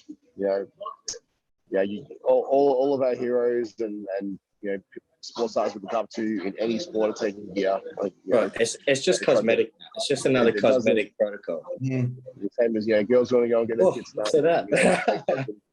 We go and take like that. It's an album cover. What is your camera doing right now? Yeah, love that. Mikey, what I was going to last thing in there as well. I see a lot of guys in the gym these days taking things like, you know, different compounds, injectable deval, different suspension, you know, compounds, whatever else, that give you a really good instantaneous like full look as well. And so you look great in the gym, you look great with the pump on as well. The one thing to understand that a lot of these guys get disappointed when it comes to stage time, they get beaten, or you might be looking at someone sort of taking those photos. What happens is those things that you take to look good in the gym, perform well in the gym, you know, that doesn't translate to stage. It's not translatable to your look on stage. You know, and if it is, you're probably going to risk not looking in condition. So I think a lot of people get attracted to the look that certain drugs give them, and looks that aren't lasting. So, you know, I wouldn't, if I was anyone prepping for a show, I'd just definitely stay away from, especially in the last like 6 to 8 weeks. Try and really, you know, stop using those compounds. They give you that sort of that, again, you know, sort of like that fuller look than what you actually are, if that makes sense. Because when you do drop it out eventually, and you're already sort of feeling, you know, emotions of like, you know, oh, do I look a certain way? Like you're feeling really sort of maybe insecure. We all go through that in the last 2-3 weeks. Am I good enough? Am I going to be good enough? You know, how I look, all these things. Then you take out some like injectable D-bol and fuck, you flatten out like, you know, another 10-20%, and you get really disheartened. I see that a lot. And yeah, I think it's a common trend that I see these days. I don't know if people have experienced the same with anyone that you work with or friends with, but I see it a lot down here in Melbourne, and I just think it's a dangerous trap or spiral to go down. You know, I think that sticking with, you know, the basics, you know, almost all steroids, including protein at the same rate, as anabolic as one another as well. So there's no need to sort of chase that, you know, temporary look for the gym, for a selfie, for an Instagram post, in a competition phase later on, because it doesn't translate to stage. Anyway, it's much easier. We see it all the time. Like how many times every one of us has seen someone post a photo 3 weeks after a show, and we're like, holy shit, Jesus Christ. And then you see them on stage and you're like, are you sure that's even the same person? Like, Yeah. Every time. It doesn't translate to stage. I mean, and what you put on stage is what you own. What you put on stage is like that's your muscle there. Like, you know what I mean? It's not what it looks like with, you know, 100 milligrams of injected D-bol and 50 milligrams of trim suspension. That looks great. That's not what you own. Yeah. so you mentioned Progress pictures don't win shows. you mentioned tread suspension, injectable D-bol. What are some of the other things that you see people doing to get that fuller look that doesn't translate to stage? Cell tech. Things like Ment or Trestellone, I see a lot as well these days. You know, and things, it's used so much down here. I don't know about Queensland, but it's everywhere down here. I don't even know what that is. Yeah, so you get, again, it probably has a purpose somewhere along the way, but it's not.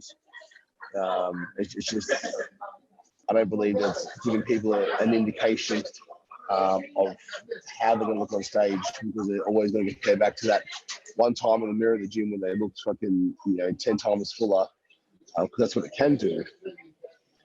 And men's use like that. Different deball and men's just one. So obviously we all know you have probably one of the best gyms down in Australia, down in Melbourne there. Tell us a little bit about your gym, how you started it, how long you've had it for, and how it's all going, and sort of the future. So one gym started sort of about in lockdown when COVID happened down in Victoria, and people were due to know that Victorians sort of suffered the most with lockdowns. Basically, I think it was the Thursday, Friday before lockdown, the first lockdown, that we saw gyms in the States getting shut down. And I just said to at the time, I said, fuck man, we're going to go into lockdown. And she thought, no way. I said, yeah, they're going to shut the gyms down. And so I ordered about 30 grand at the time worth of equipment on the Thursday. And on the Monday, it was announced that we got lockdown. So I went to Doherty's Dandenong. We trained at like 10 a.m. Gym was locked down at 12 p.m. midday. Next day I got Tuesday and fucking Star Trek with all my gym equipment. I set up a garage gym. It was a 3-car garage, and so we set it up and I trained that night, which was lucky for me. I had the foresight to order the equipment, and because as it was sort of Tuesday, you couldn't find equipment anywhere. Like everyone just ordered everything. It was just crazy. We had 20-kilo dumbbells going for $1,000. Like it was honestly fucked.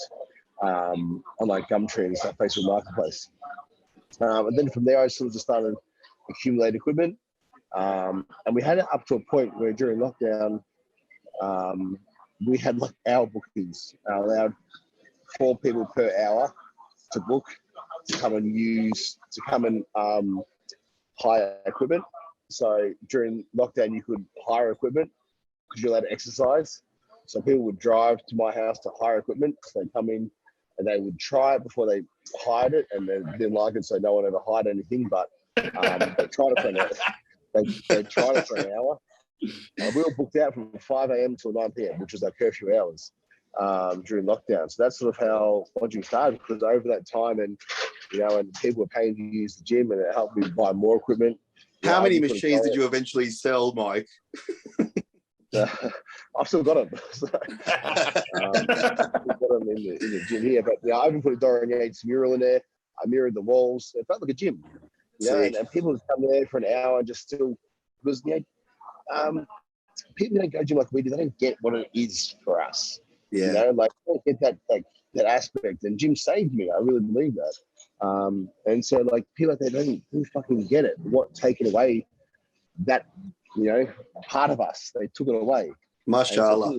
And people would come, alhamdulillah, brother, because I had the opportunity to, but people really benefited from having that normality back in their lives for that hours periods. And they'd see people as they were leaving come to the gym. Oh, hey, I haven't seen you. And it was that we catch up the same as we get when we go to a gym, and we see these people as well and say hi. So it created a great community aspect. And from there it grew. We then, I think it was the 3rd or 4th lockdown, my wife and I had enough, and I was like, listen, I can't stand this shit anymore. We're going to Miami. I had everything in place with consulate visits for visas and whatever else, because I'm like, fuck it, I'm going to Florida. I can't stand it anymore. And we walked past this place in Port Melbourne, and we always used to joke, because we went for walks during lockdown, that if that place was never for available, we'd get it and make it work. And one time we turned the corner, and there was a budget truck in the driveway. And before we got here, it was like an F45 sort of style classes set up. We walked past, and the guy was breaking his lease early due to COVID. Business partner committed suicide, unfortunately. Oh. He's getting out. So I got the landlord details off him that night. And we signed the lease, I think, the next week. So then we moved whatever equipment we had in here. I bought some more equipment, whatever I could find from Hammer Strength. I ordered a bunch of Arsenal and Prime. That was September 2021. And they end up, then we opened officially in November when COVID ended. And we ordered more and more equipment because Prime and Arsenal kept getting delayed. Prime and Arsenal, to give you an idea, Prime and Arsenal we ordered before we opened. Prime and Arsenal only landed 2 weeks ago, so that's how long it took to get here. over 12 months. But it grew and grew and grew. And one gym was always to me, whereas it seemed like, my best memories of gym were like Doherty's, Dandenong, Saturday morning back in the day. It's like you would wake up early, you would go there, you would take your 2 meals there at least. Because you go there, you do your cardio, you eat a meal and talk, then you'd eat another meal, then you train, then maybe get a shake on the way out. And like you'd spend all Saturday morning at Doherty's Dandenong for the vibe, for the energy, for the people, for like I just remember that community aspect. And somewhere along the way, at least Victorian gyms lost it. They lost that sort of feel. You became a number, lost that connection. Remember when all the pros used to go to Doherty's in Brunswick? And you had it was sick. Anyway, so one gym was always meant to be like, yes, we're going to bring in the best equipment the world has to offer, because I just want to build a playground that I can play in and everyone else gets to play with me. I love training, but it was built around community and really having a place where people can come, and no matter what shit was happening the other day, they knew they could come to one gym and feel fucking amazing, get a great workout, chat with fucking really nice people, not be judged, and be themselves. And I'm really proud because that's what we've created here. People come here 4 or 5 times a day. They come in the morning for coffee, for breakfast, for a shake, do the cardio. They'll go away. They'll come back for another shake at lunchtime. They'll go away. They'll come back to train, and they'll sit and eat their meals afterwards here. And what started as just the gym turned into the cafe, then the recovery, infrared saunas, ice baths, magnesium hydrotherapy pools, full-time on-site myophysio. It just turned into more and more here. So it's like, again, what started as something we wanted to do just for us to, to recreate those feelings that I loved from Doherty's back in the day, the old school, became so much more than that. And again, the best that we hear about what people have to say about one gym is when they come here, like they really, really feel motivated to train hard and reach their goals. And for whatever reason, these people who say that, somewhere along the line they've lost that. So, and we have a capped membership, so we don't accept members. We don't do walk-ins off the street. You have to know someone or be a guest or a member.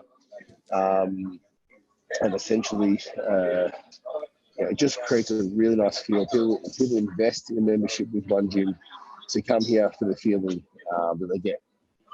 I'm really proud of it. Bro, you brought community and culture back, and that's what's missing. Like before, when you say you become a number, all these gyms, they're starting to become real franchisey or just fitness centers. They're not like bodybuilding hubs anymore, and it's really apparent when you're trying to find a gym. So it's cool that you kind of put up another little bit of a sanctuary, I guess, with that cap membership, somewhere to go for the real guys, the realist guys to go. Yeah. And again, not everyone comes here. It's a one gym bodybuilding club, isn't it? But maybe 10% less of people who come here, less are bodybuilders. You know what I mean? It's the aspect behind being someone to come and really feel supported, not judged, and all those good things. Because like I said, people are so quick. I went to World Gym, nothing against World Gym, but I went to World Gym when I was up for nationals, Mount Gravatt, and I was pressing the 70s, the heaviest dumbbells I had, and I think I made a couple of sounds and a couple of grunts, and I put down the dumbbells, and they came to me and said, "Oh, do you mind being a bit quieter?" I was like, "Wow, I haven't had that in so long, to be honest." And thank you for reminding me that why the fuck I opened one gym. Yeah. A couple of grunts, and they were straight there, "Oh, you're intimidating members." What members? Show me which members complain. You know what I mean? All I saw was members looking at me the thing is you'd actually see a few members quivering behind machines. But it was the aspect of when they say somewhere where that shouldn't judge, but they're so judgy, Yeah. of us and what we do, and they, and their thoughts and their prejudiced beliefs behind, who we are. It's honestly, and so anyway, it just reminded me why we opened one gym, and it's something that we will do another one eventually. I was at Worlds on the chin up bar, and they asked me to get a towel, and I'm like, bro, I'm doing chin ups. Like, how do I towel the machine? Like, put it where? They just get up here to sort of boot you out. Yeah, 100%. It's just like you walk in and they've got that.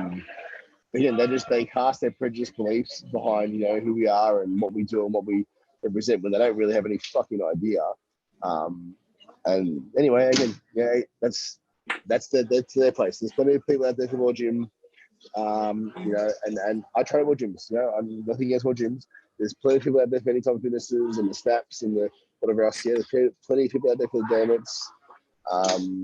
But there's a place here at one gym where people can feel supported and not judged. And I'm really proud of our members and our crew for creating that atmosphere. Yeah, I know. That's something that I noticed. I'll say, yeah, Matt. Something that I noticed. No, you go. My bad. What? There you go. You go. I was saying that I'm obviously down in Melbourne. I'm probably about an hour away from one gym, and I know when I'm going there, I set aside 6 hours of my day because I'm like, I don't want to leave, and B, it's such a good environment to be around, and everyone's so supportive. I remember the first time I went there, no one knew who I was. I was just a nobody walking into the gym to train, and Mike obviously knew who I was, gave me a big hug, introduced me to the crew, and I felt like I was part of the family, like from day one. And that's the environment that they're in. And I told Mike I was training legs. He's like, you fucking come and find me when you're doing your top set, and I'm going to come and get you through it, like that type of shit. And he does that. I've seen him do that for so many people down there. And how many people that own a gym are on the gym floor 12 hours a day helping people do their top set and pushing people to get better and work harder. And Mike's in the kitchen making fucking Reuben sandwiches and coffees for people and stuff like that. And, that's the type of environment that you just want to be around, and you just want to get better because everyone else is getting better at the same time. And that's something that's very lost in the bodybuilding industry for sure. Literally, it's a growth mindset. It's a growth atmosphere. Matthew allocates 6 hours to come here because he spends an hour training and then 5 hours in the posing room, fucking chicken there. It's a good fucking posing room. It's a good posing room. The posing room's sick though, yeah. I spent 10 grand in that posing room. It's fucking I'm just getting your money's worth. I was going to give almost exactly the same thing. When I go down there, I see Big Mikey. He's so inviting into the gym. Like you feel like. You know what I think about always? I think about in pumping iron when Arnold walks in and everyone's like jumping on him and so excited to see him, and like it's just a great community. Like it's good fun, and everyone is just like it doesn't matter if you're a girl training like Santane was training. Like everyone's so welcome and happy to speak to you about your training or talk to you or get to know you. Like the environment that you've made at that gym is second to none. Like it's definitely one of the best I've ever trained at. Like it's so welcoming. You've done a great job, man. Yeah, it starts with obviously, we try to set a standard. But it's not just me, like everyone here, works, to create that environment, and like, the whole team, like Geordie, Ruby, my wife T, who's the heart and soul of the gym. Like, no one, I often say that I have never met a better person than my wife. Like she's the best person I know. Hands down. That's epic. Best heart, best soul. Which really has loved my life. But like she sorry guys. She like what she means to the gym, like she brings it all together. And so it's like it's like I'd say bodybuilding is an individual sport, which we are in it for ourselves, but never by ourselves. Like yes, we're creating our body, but like without the family and the support and the crew and the community, it wouldn't be real, number one, and it wouldn't mean as much. It wouldn't be long lasting. Do you know what I mean? It'd be fleeting, it'd be empty. So like to have the whole crew just create the environment like they're doing, everyone's sort of, like Geordie, I coach him and he's become like a brother to me, but like I'm so proud of, he comes down here and honestly, he's just like out there to help anyone, everyone, that the whole thing, how, walking in and hugging and smiling, that's Geordie. Like he uplifts everyone, and I get really proud to sort of see him come through that, Ruby as well, the whole crew. I mean, don't get me wrong, I'm not trying to just single out people because it's everyone, but just as some pointers and examples, it's really humbling to see somewhere where you sort of, because I fucking love this place. I love this. I love what we do. I love the everything good about it. There's so much narcissistic fucking ego out there. Man. I can't stand that shit. And so Wonju was really to set a place apart, where we could have what we do and the love of what we do. But I lay down the law and said we're not going to have that shit here. None of the fucking negativity. None of that dumb ego bullshit fucking behavior that we see from certain individuals, across the industry who, anyway, it was just, so it's really humbling to see it all come together in under the one roof. And yes, we have a cap membership and whatever else, but I want everyone of my brothers in iron and sisters in iron to know that, this is the place for them. It's not for everyone, but it's for us. That's for damn sure. All right. Well, I think we've done an amazing job with Mikey Boy on here so far. But we asked the fans for some questions. Boys, have a look at the our chat on Instagram. I'll set our questions through to there. So let's kick off. Actually, some of them we've already answered, which we kind of expected to happen. But one of them, which is kind of cool, once, and I love this, the way this is worded as well. So this is done by Marshy5, which is Marshy5. Man. That once you go pro, where's your first pro show going to be? I love the way it's worded because it's just knowing. It's knowing that you are. Yeah. So, I would plan to do a pro show fairly soon after, because I'm also believe, guys, that we never know when's our last day on Earth. Yeah, our last birthday, last whatever. We're all one injury away from whatever else. So, like, I want to create a fucking pro show. I want to stand on the stage and do that shit. So, inshallah, when I get the pro card, I'll pick a show fairly soon after, and travel wherever I have to in the world to compete and do my thing.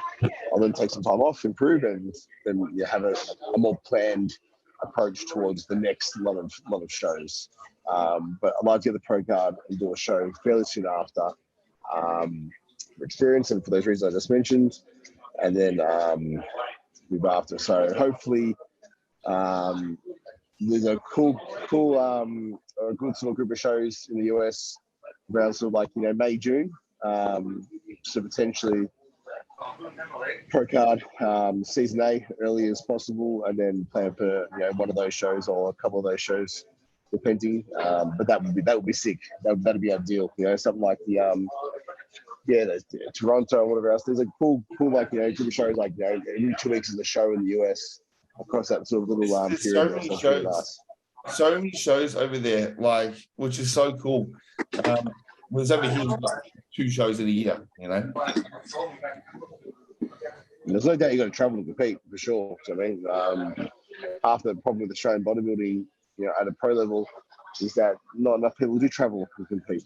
It's something that if you want to have success at any level in this game, you're going to be prepared to do for sure. Yeah. Look, we got a lot of questions, obviously, sort of revolving around PEDs, and we don't want to give too much sort of into that. But what is something that you would suggest for someone that has been competing naturally, looking to become enhanced? What's one thing that you would like to?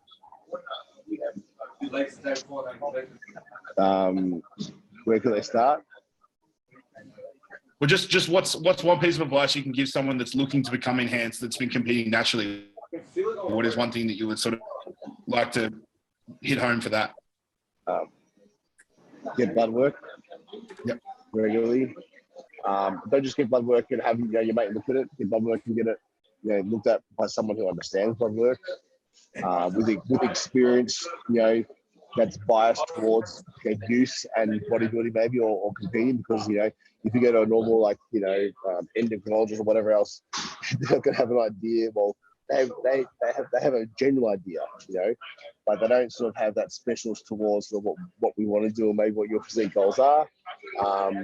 So yeah, get some blood work, get some real advice, and start with as little as possible. Get as much as you can from the least amount, and then, you know, titrate up from there. You know, start with the basics. There's no secret. You know, it's just, if you are natural, anything you do is going to have a huge impact. So keep as many cards in your deck as possible. Cool. Great advice. That's good. All right. So I got the next question. Jared Hall asked, how was life when you did a huge rebound a few years ago post-comp? And how did you feel driving your weight up that much week to week? So yeah, I think that the most weight I gained was I gained like 40 kilos in like 4 months. I went from like 79 kilos at 2017 Arnold Amatures in Australia to 120 kilos in like 4 months. I was using 10 units of growth hormone. I used 500 megs of tests, 400 megs of Deca, and I think like one Rumidex every week on a Monday, or half, maybe Monday and Thursday. Anyway, how was the look? It was, yeah, the look was really good. Yeah, obviously the perception of 40 kilos wasn't, because I was severely depleted. I prepped with someone who prescribed a lot of DNP to be used, and I over dieted and came into a hole and had like an almost like death experience. Yeah, so I did it under instruction and advice, but it was not a good experience at all. So anyway, so I was severely dieted down and like way past where you should ever be. So the rebound was really, really profound, because obviously of how far in the hole I was. It makes sense. I was 40 kilos. But in any other massive growth phase, you know, life gets harder the heavier you get. So it's like, you know, when I'm coaching guys now and I see the scales go up 1 kilo, 2 kilos every week, I started to say, hey, we've got to pull this back a little bit. Like, why? We're growing. I'm like, trust me, in 2 weeks, your lower back's going to fucking hate you. Life is going to suck balls, because, man, it does. You know, your ligaments and your tendons and the homeostasis set point for your body is what it is. It doesn't change in 1 or 2 weeks. It takes time. So, you know, during those massive growth phases and whatever else, life gets really uncomfortable. So it's like, obviously the one blessing is, in that aspect, things couldn't have got any worse than what they were for me at that time. So to see my look improve made that, you know, little low back soreness and whatever else all worth it. So life wasn't too bad in that growth phase. Last question. You're on death row. What's your last meal? My beetroot pasta. I knew you were going to say some beetroot. Beetroot was always coming out. Beetroot. Man, I have a Reuben sandwich. I've never ever had a Reuben sandwich, right? But my breakfast has been the same. My meal one breakfast has been the same for the past 4 years. I used to beef mince, now it's lamb mince, because I developed an intolerance to beef. But lean lamb mince, I get backstrap mince, so it's really, really lean. I grate fresh beetroots and cook it into the lamb mince with parsley, turmeric, and paprika, salt, pepper. I have gluten-free or rice pasta, so it digests easy as fuck. If anyone wants an easy carb source, get the Buon Tempo. It's a green pack rice pasta from any kind of Coles or Woolworths. 300 grams of that, 240 grams of carbs, easy, gone. Anyway, yeah. That. And then one gym ebook coming out real soon, yo. But I have dried apricots with that. Organic dried apricots, pre-workout for the pump. Okay, I'm just gonna put it out there. If I'm on death row, that's not what I'm having. I'm having like a tea. Yeah, I'm boring as fuck, but hey, I look forward to that meal every morning. Like, just fucking no breaks, Hulusi. No breaks, Hulusi. No breaks. That's definitely his name. Hey, Mike, from all of us, thanks so much, man. It's great to get you on. I think this is the best bloody way to kick off our first guest. Like everyone wanted you on here, like not just the four of us, but everyone who suggested you as well. Because one, you are probably the closest to like a pro, but two, your knowledge and your how much you give out, amazing. So yeah, so happy to have you on there. No, thank you to you guys for obviously for having me on, letting me share some of my story and experiences. Appreciate all those comments you said. I'm just out here doing my best to try and be better every day. And as opposed is full of you guys, and as you keep growing through your journey, whatever else, it becomes less about what you do for yourself and more about what you can do for others. And that's one thing that I really take from the more people I interact with, and the more people that sort of we get to inspire and motivate. Is I want us to try and positively impact as many lives as possible along the way, because there's a lot of shit influences out there as well. I'm not the smartest, I'm not the prettiest, I'm not I've got the best genetics, but I definitely have a love for people and wanting to help. So I hope that comes through with what I do. I try and be as genuine as I can, try and be as real as I can. And like I said, it's great to have things like what you guys are doing out there to try and spread positive messages and real messages from real people, because there's not enough of it out there. And the more we can help each other, we all can be win-win. People forget that win-win. For you to win doesn't mean someone else has to lose. We can win together. Absolutely. All right, we'll wrap it up there. When's leg day? Yeah.